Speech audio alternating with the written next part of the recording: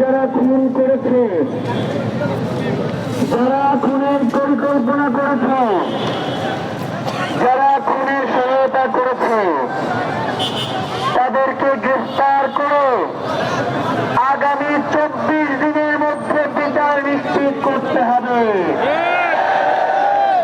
দফা নম্বর 2, বাংলাদেশে যে সকল ভারতীয়রা কাজ করে, বাংলাদেশে যে সকল ভারতীয়রা কাজ করে, বাংলাদেশের স্বাধীনতা সার্বভৌমত্ব টিকিয়ে রাখবার জন্য তাদের ওয়ার্ক পারমিট বাতিল করতে হবে। দফা নম্বর 3,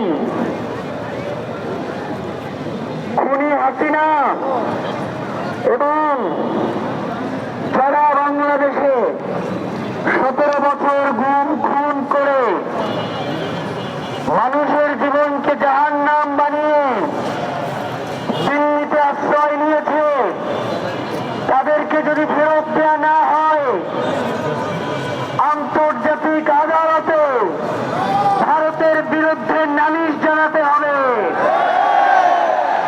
আমরা কোনোভাবেই যারা বাংলাদেশের শত্রু তাদেরকে ভারতে আশ্রয় দেওয়ার পক্ষে নয়। ভারত যদি তাদেরকে আশ্রয় দেয়, তাহলে আজ বাংলাদেশ সরকারকে আন্তর্জাতিক আদালতে মামলা করতে হবে। দফা নাম্বার 4, দফা নাম্বার 4, এখন পর্যন্ত বাংলাদেশে যে সকল গোয়েন্দা সংস্থা রয়েছে, বাংলাদেশে যারা আইন শৃঙ্খলার কাজে নিয়োজিত রয়েছে, তারা এক একজন এক এক রকম বক্তব্য দিচ্ছে। কারো বক্তব্যের সাথে কারো বক্তব্য মিল নাই। তারা জনগণকে বিভ্রান্ত করতে চায়। তারা জনগণের এই মতামতকে, জনগণের এই জাগরণকে ভয় পায়। আমরা সরকারের কাছে অনুরোধ করছি, তাদেরকে চিহ্নিত করে তাদেরকে অতি দ্রুত চাকরিচ্যুত করে বিচারের মুখোমুখি করতে হবে।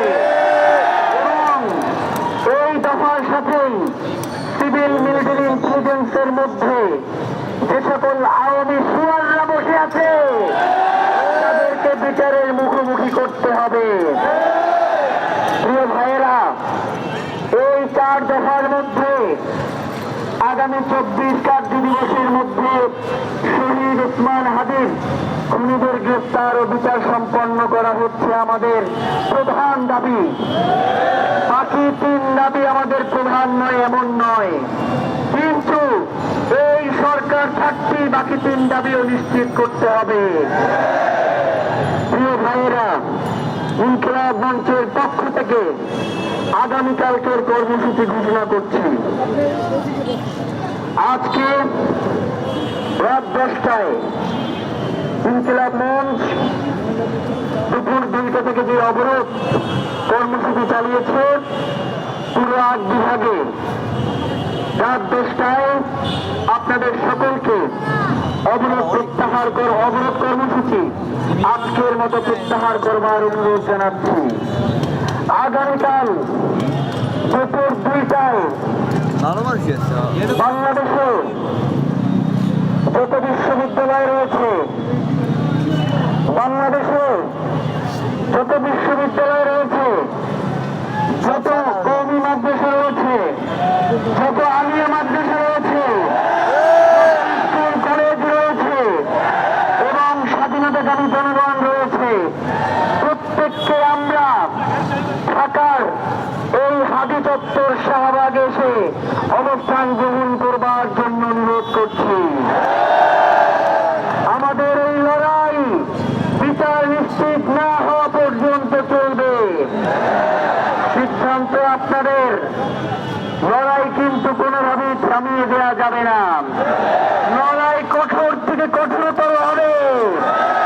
প্রিয় ভাইয়েরা, আজকে 10টায় আমাদের মা বোনরা চলে যাওয়ার পরে, এরপরে আপনারা বাসায় যাবেন, তার আগে কেউ বাসায় যাবেন না।